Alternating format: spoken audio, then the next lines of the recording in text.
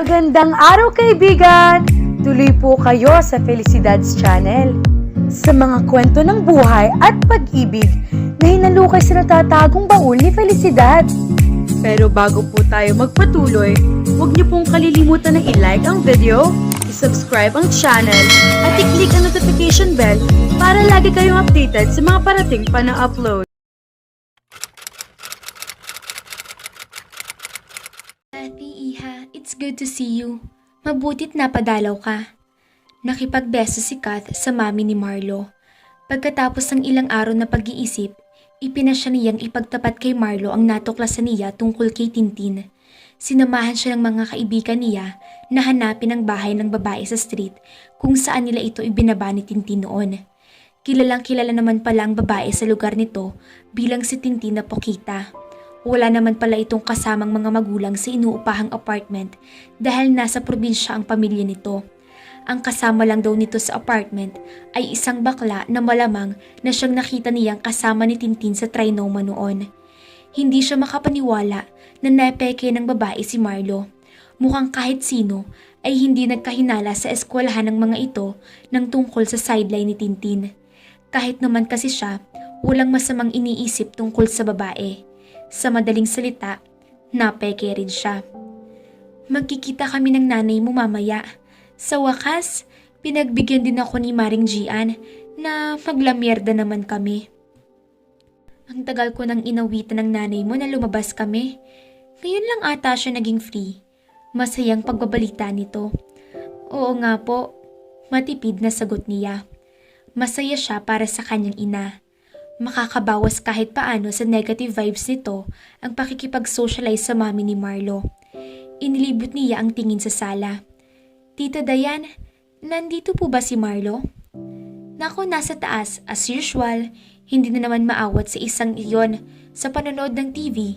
Sagot nito. Pumanhik ka na. Bahala ka nang kumatok sa kwarto niya. Sige ho, tita. May importante lang akong sasabihin sa kanya. Nihiyang sabi niya. Take your time, Iha. Paakyatin ko na lang kayo ng merienda mamaya. Anito. Sige ho, tita. Tumuloy na siya sa pagpanhik. Sa totoo lang, nahihiya na siya sa ginang. Pero mas makakahalata naman ito na may mali siya na siya kay Marlo kung magre-request siya na ipatawag na lang nito sa katulong si Marlo para makapag-usap sila sa sala. Huminga siya ng malalim bago kumatok sa pinto ng kwarto ni Marlo. Narinig niya ang malakas na volume ng TV sa loob. Maya-maya pa ay bumukas ang pinto. Halatang nagulat si Marlo nang makita siya nito. Kath!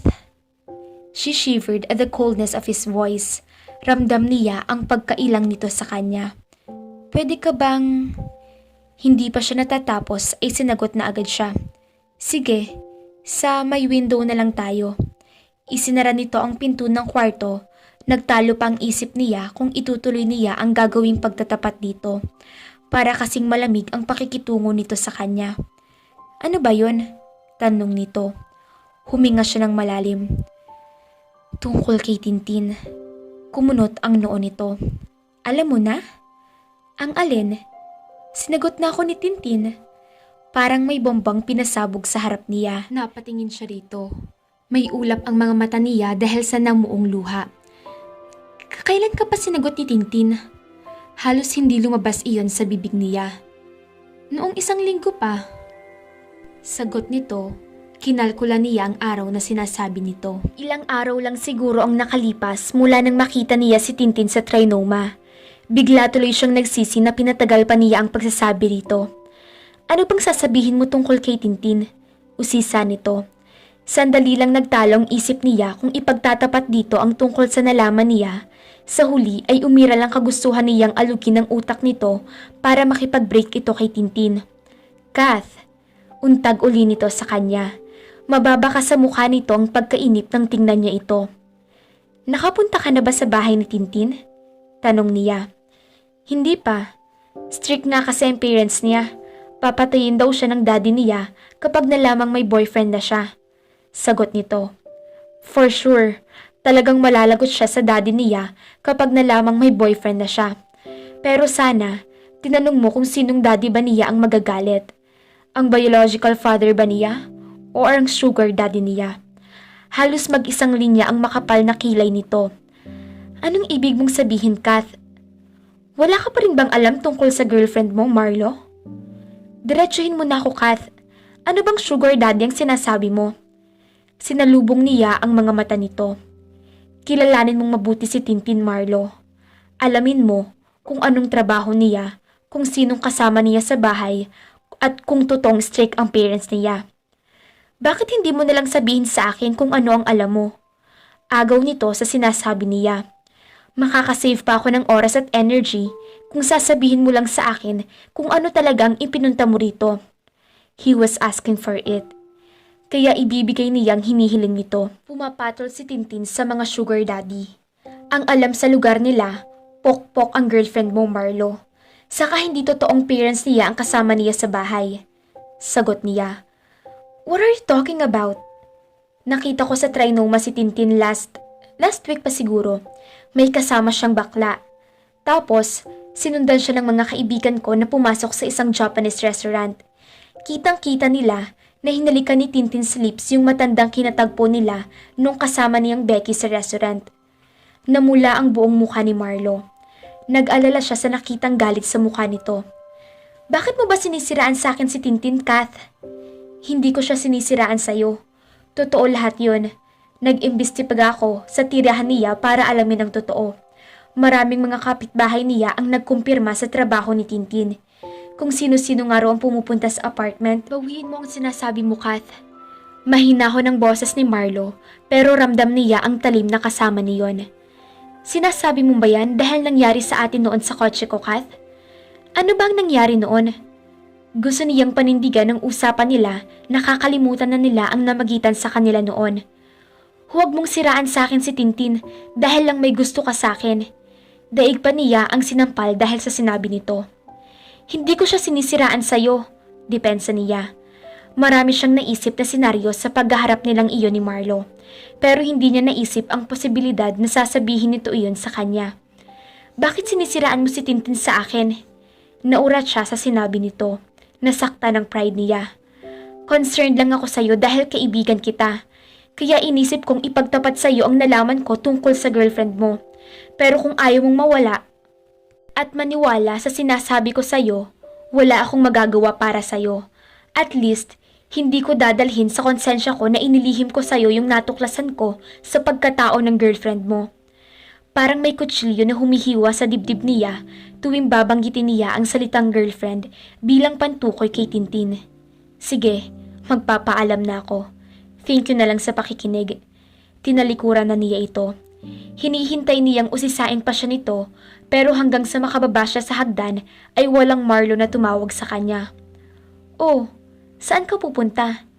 Tanong ni Tita Dayan nang makasalubong niya ito sa sala, bitbit ang isang tray. Uuwi na ho ako, tita. Nagkausap na agad kayo ni Marlo? Opo, tita.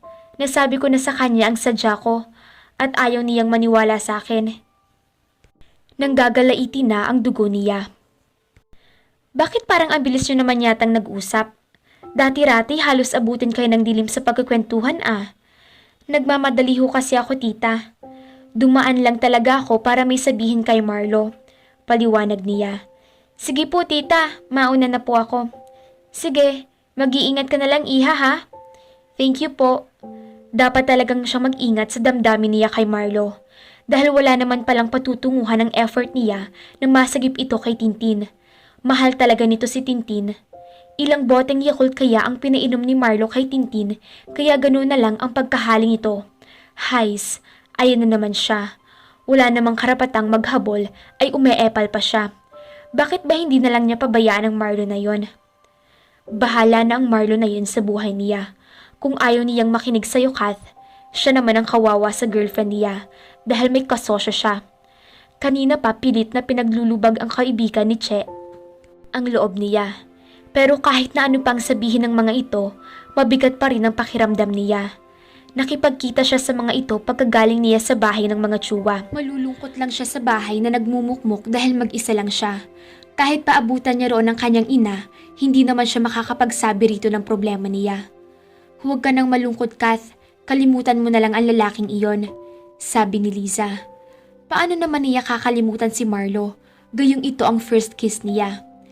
Ginawa mo na ang dapat mong gawin, Kath.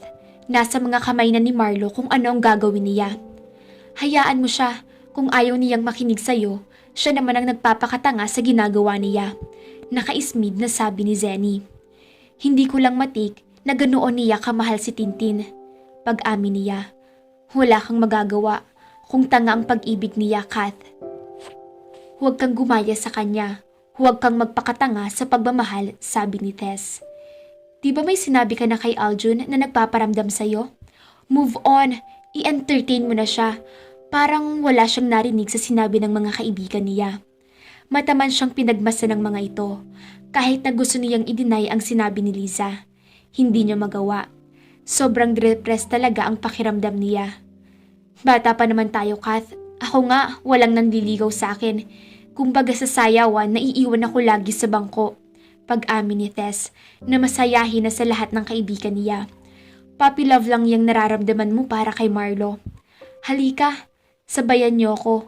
Binuksan ni Tess ang video okay sa bahay nila.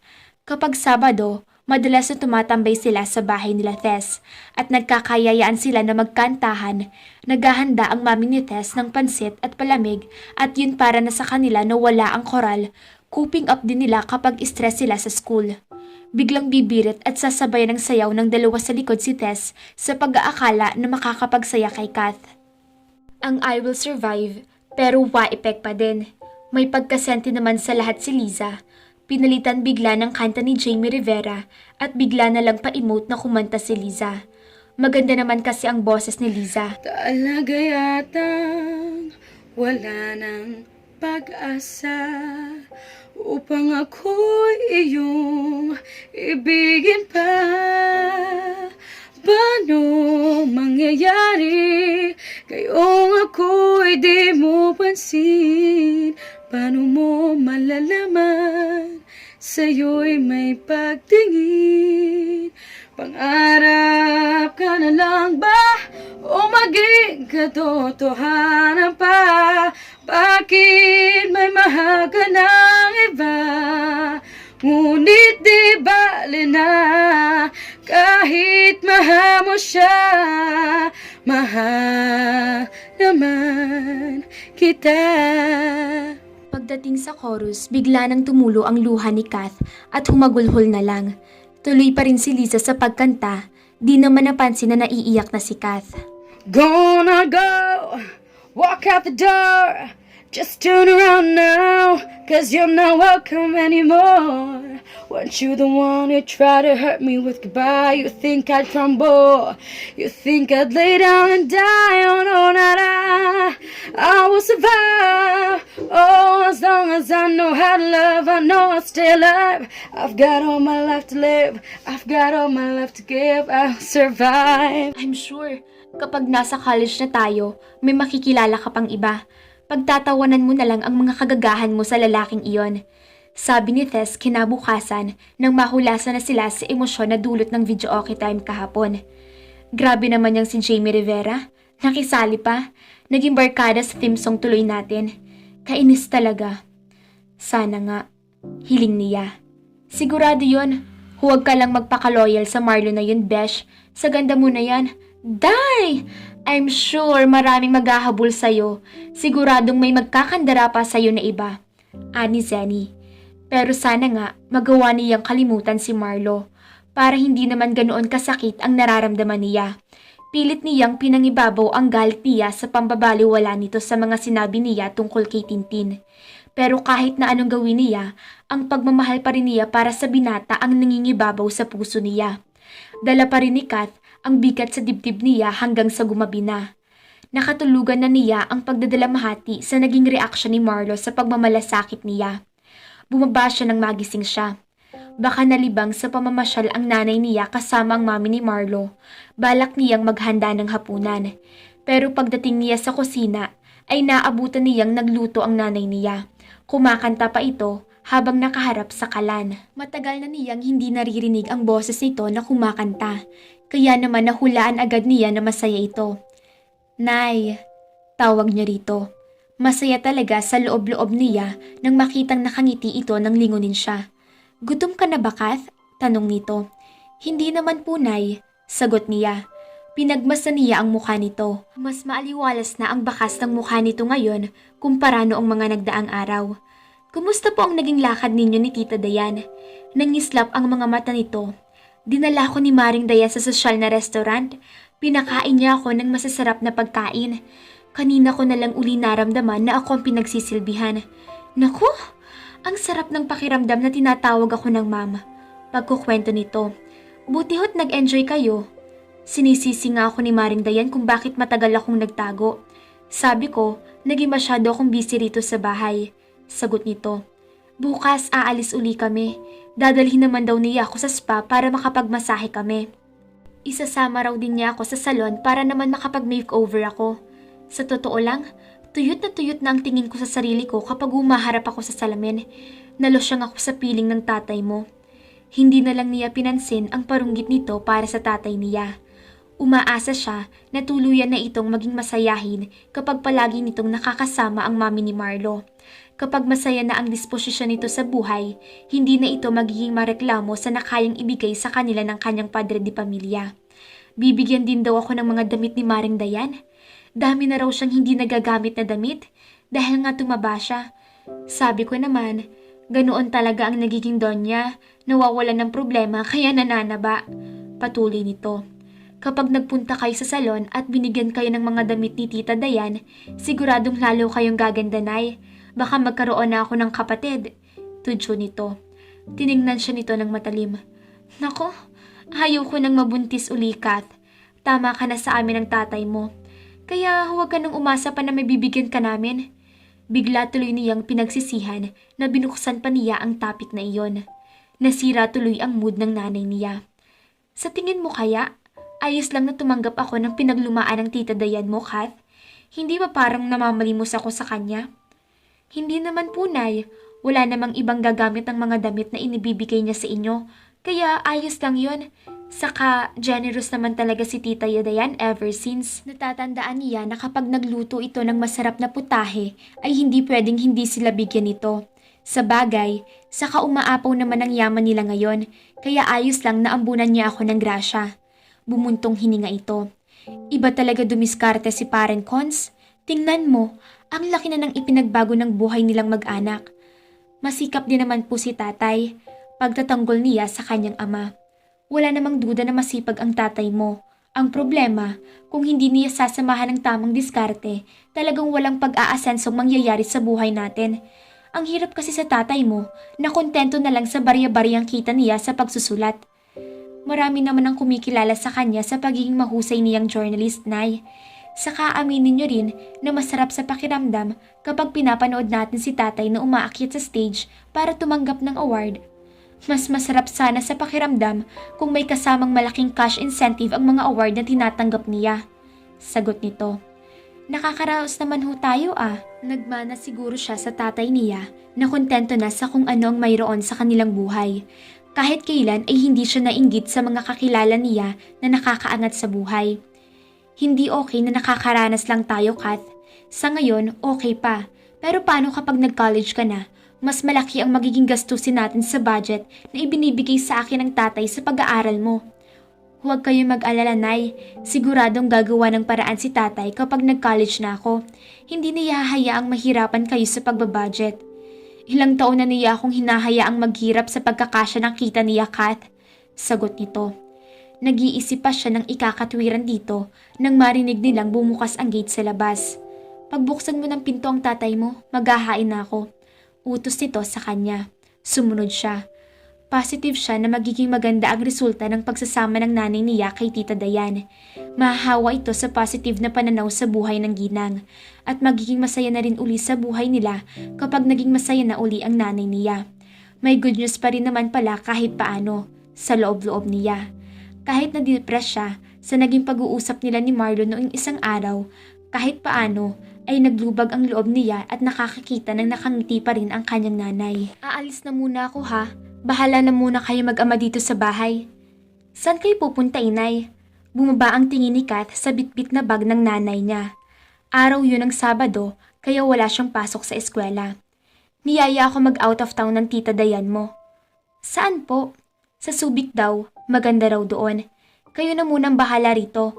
May mga niluto akong ulam at inilagay ko sa freezer. Initin mo na lang. Ikaw nang bahala magsaing. Marunong ka na naman, di ba? Opo, Nay. Sige na at aalis na ako. At baka naghihintay na ang tita Dayan mo. Napatingin siya sa tatay niya na abala sa pagbabasa ng dyaryo. Tinanguan lang nito ang nanay niya nang tapakin ng ina ang balikat nito bago lumabas ng pinto. Pinayagan niyo po ba si Nay? Parang napapadalas po yata ang pag-out of town ng nanay at ni Tita Dayan. Pinayagan ko kagabi, wika ng tatay niya. Ilang buwan na ang nakakalipas nang ma-rekindle ang friendship ni nanay at ni Tita Dayan. Mula noon ay walang palya ang paglalabas ng magkaibigan. Iba na ang aura ng nanay niya kapag nasa bahay ito. Nahawa na ito sa pagiging itsurang sosyalera ng Tita Dayan niya. Okay naman ang epekto niyon sa mood ng nanay niya. Hindi na ito nagrereklamo sakita ng tatay niya kaya walang gulo sa bahay nila. Pero hindi niya alam kung bakit parang hindi siya kampante sa madalas itong pagkawala sa bahay nila. Hinahayaan ko ang nanay mo para malibang. Diba? Iyon din ang payo mo. Kaysa magbusangot dito sa bahay ang nanay mo, hayaan na lang natin siyang maglibang. Oo nga ho, sagot na lang niya. Itinuloy na nito ang pagbabasa ng dyaryo. Tumayo na siya para tingnan ang mga pagkaing iniwan ng nanay niya sa refrigerator. Napatingin siya sa telepono na nakapatong sa chest cabinet.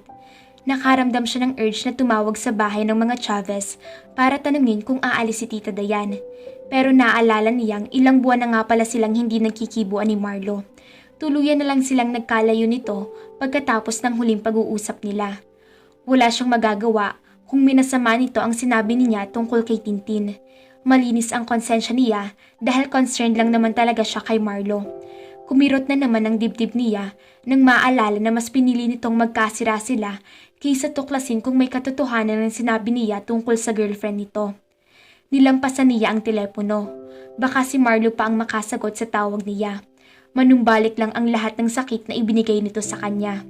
Tumuloy siya sa kusina para tingnan ang mga pagkaing iniwan ng kanyang ina. Pagbukas niya ng freezer ay nakita niya ang mga pagkaing nakalagay sa mga transparent na Tupperware. In fairness, kahit naman panay ang gala ng nanay niya, never pa itong nagpabaya sa mga pangangailangan nilang mag-ama. Kahit paano ay naglubag na rin ang kanyang kalooban. Siya rin naman ang nagsasuggest na lumabas ang nanay niya at makipag-socialize sa Tita Dayan niya. Kaya mali na mag-entertain siya ng masamang saloobin sa napapadalas na paglabas ng mga ito. Ang importante, masaya ito. At hindi nito inaaway ang tatay niya. She had to be contented with that. Nagtaka si Kath nang makita ang gold bracelet na suot ng nanay niya. Kumikinang ang ginto sa tama ng liwanag ng araw. Noon lang niya nakitang suot nito ang naturang bracelet.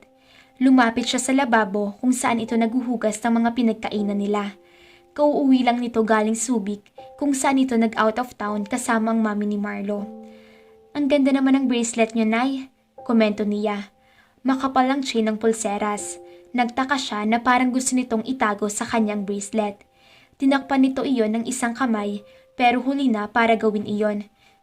Bigay lang ito ni Maring Dayan sa akin, anito. Nagtaka siya na parang defensive ang boses nito. Lumingon pa ito sa kusina na parang kinakabahan. Nasaan ang tatay mo? Nasa taas pa ho yata, sagot niya. Bakit ho? Umiling ito. Naghugas ito ng kamay at agad hinubad ang bracelet. Isinilid nito iyon sa bulsa nitong duster. Bakit niyo po itinatago ang bracelet niyo kay tatay? Hindi nakatiis na tanong niya. Matagal bago ito nakasagot. Siguradong magagalit ang tatay mo kapag nalaman niyang ang suot na tumatanggap ako ng ganitong kamahal na regalo galing sa Tita Dayan mo, Kath. Wala naman pong masama kung bigyan kayo ng gift ni tita. Oo nga, pero alam mo naman ang pride ng tatay mo. Baka ipausauli pa sa akin tong bracelet na to kay Mare. Sagot nito. Kaya nga huwag mo nalang banggitin sa kanya na may nakita kang bracelet na suot ko, ha? Para hindi na lang namin pagtalunan pa ang pagtanggap ko ng regalo galing sa Tita Dayan mo. Hindi ko naman matanggihan dahil ipinilit naman niya sa akin. Apaw na raw ang kanyang jewelry blocks, kaya nagbawa siya ng alahas. Kumunot ang noo niya. Wala kasi sa personalidad ng Tita Dayan niya na ipagmayabang nito na umaapaw na ang box nito sa ibang tao. Pero pwede rin namang sinabi nito ng pabiro iyon para huwag tanggihan ng nanay niya ang binibigay nitong bracelet. Maaasahan ko ba na hindi mo sasabihin sa tatay mo ang nakita mong bracelet, Kath? Opo, Nay. Sagot niya. Nakahinga ito ng maluwag. Mabuti naman. Ayoko rin naman na magtalo pa kami ng tatay mo dahil lang sa maliit na bagay na to. Ayoko rin naman nag-aaway kayo ni tatay. Sagot niya. Kaya nga huwag mong sasabihin sa kanya ang tungkol sa bracelet. Sikreto na lang natin to sa tatay mo. Anito. Nang tumango siya ay humarap uli ito sa lababo. Kung hindi pa ako bibigyan ng ibang tao, hindi ko pa mararanasan na makapagsuot ng mamahaling alahas.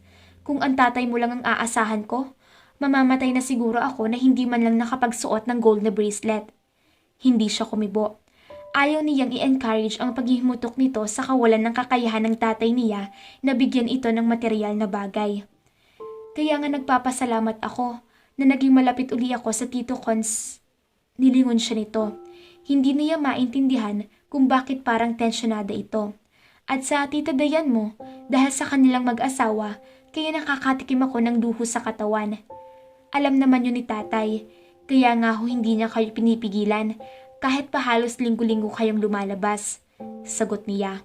Kumunot ang noon nito. May sinabi bang gano'n ang tatay mo sa'yo? Umiling siya. Ako lang ho ang nakaisip nun. Alam siguro ni tatay na happy kayo sa pakikipag-socialize nyo kay tita, kaya hindi siya kumokontra sa mga lakad ninyo. Mabuti nga't naiintindihan ako ng tatay mo. Mabait naman kasi si tatay, Nay.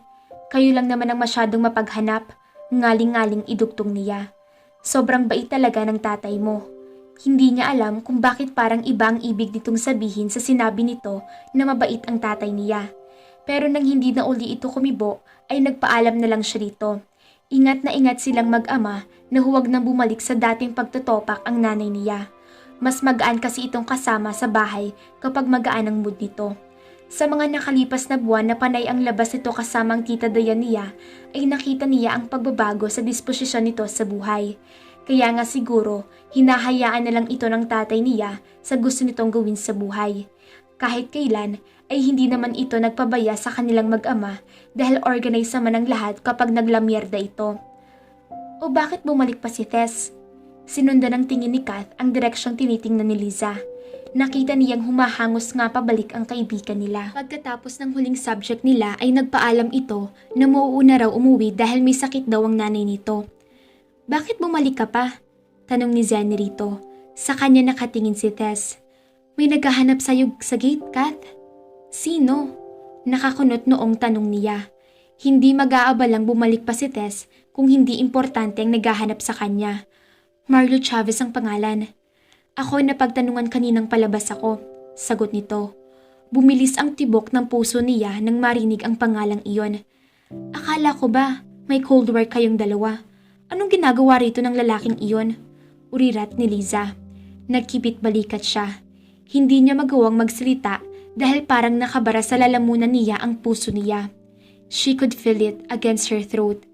Baka nalaman ni rin niya na totoo mang pinagsasabi ni Kath tungkol sa pagiging pokpok ng jowa niya. Sabi ni Zenny. Malamang nga.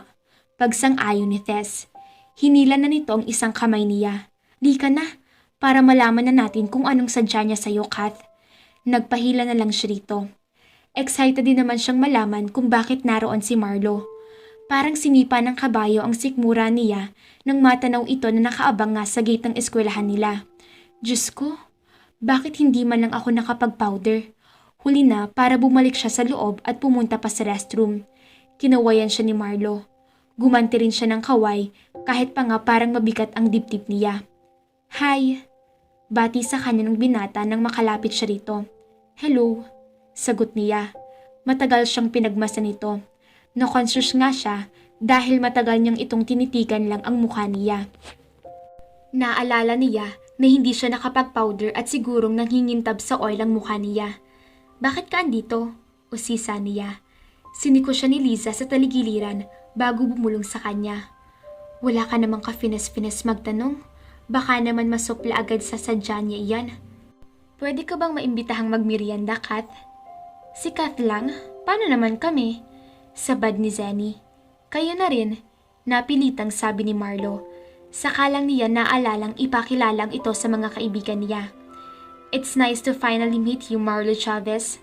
Ngaling-ngaling sakali niya si Liza sa sinabi nito. Sigurong maghihinala si Marlo na palagi nila itong topic na magkakaibigan. Sumama na rin kayo sa pagmimerienda namin ni Kath. Nakangiting sabi ni Marlo. Hindi niya alam kung bakit pakiramdam niya ay nasiyahan ito sa sinabi ni Liza. Hindi na, kayo na lang ni Kath ang kumain sa labas, sabi ni Tess. Siguradong marami kayong dapat pag-usapan. Pinandilitan niya ang gaga. Kung bakit naman kasi pati ito ay nakahirit pa talaga. Pero nginisihan lang siya nito. Halika na kayo girls, yaya ni Tess sa mga kaibigan nila saka parang nanunodyo na kumanta ng awit ni Jamie Rivera.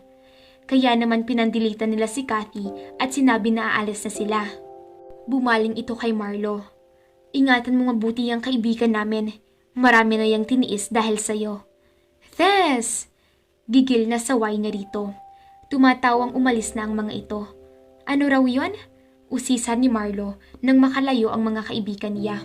Naku, huwag mo nang pansinin ang mga iyon, sagot niya. Ano bang sadya mo rito? Doon na tayo mag-usap sa nadaanan kong snack bar. Sige. Kahit na gusto niyang magpakipot pa, hindi niya carry. Pakiramdam niya ay mamamatay siya sa curiosity kung bakit biglang sumulpot si Marlo doon.